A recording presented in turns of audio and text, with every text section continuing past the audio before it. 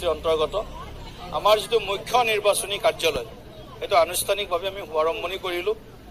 আমাৰ এম নীলোৎ স্বৰ্গীয়াৰী, আমাৰ দীপক মোৰ MCLA, আমাৰ জিতু কিষাণ, সুনীল বসুমতাৰী, ৰবীন দৈমাৰী, ৰতেন্দ্ৰ বসুমতাৰী, এনেকুৱা ধৰণে আমাৰ তিনিওটা দলৰ ভানু সাহু, তিনিওটা দলৰ AGP, BJP, UPPL তিনিওটা দলৰ নেতৃত্ব আৰু অগণন কাৰ্যকৰ্তাৰ উপস্থিতিত আনুষ্ঠানিকভাৱে এই কাৰ্যালয়টো উদ্বোধন কৰিলোঁ।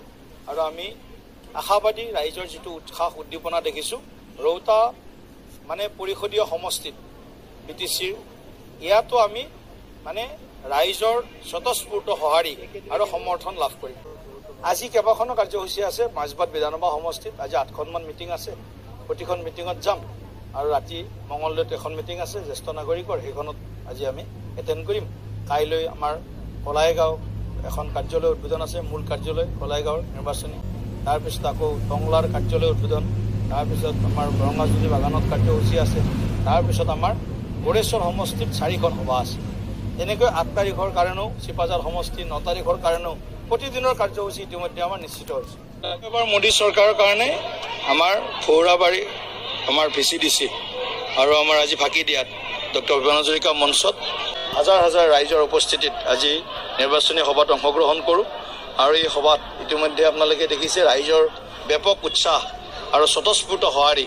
গতিকে ৰাইজে আকৌ এবাৰ মন বান্ধিছে যে আমাক প্ৰধানমন্ত্ৰী হিচাপে নৰেন্দ্ৰ মোদীকে লাগে আৰু তেখেতক তৃতীয় কাৰ্যকালৰ বাবে প্ৰধানমন্ত্ৰী হিচাপে নিৰ্বাচিত কৰাৰ বাবে ৰাইজ সাজু হৈছে। চাই লওঁ এতিয়া আজিৰ দিনততো আমি এনেও মানে যিটো পৰিৱেশ দেখিছোঁ, এই পৰিৱেশত ইয়াত তেনেধৰণৰ বহুত বেছি মানে প্ৰতিযোগিতা বা প্ৰতিদ্বন্দ্বিতা হ'ব এনেকুৱাতো আজিৰ দিনটোত আমাৰ তেনেকুৱা দৃষ্টিগোচৰ হোৱা নাই। তথাপিও আৰু আছে 20 দিন 21 দিন আছে, চাই লওঁ। দুৰ্গা দাস বাৰু কোন পাৰ্টীত আছিলে, কি পাৰ্টী সলালে, প্ৰথম তেওঁ সেইটো ৰাইজক কৈ দিয়ক যে মোৰ এইটো AGP, মই BJP, মই কংগ্ৰেছ, মই BPF। তেওঁ ক'ত নাই, তেওঁ মানে সকলোতে থকা এজন মানে কি বুলি কয় এটা আলু।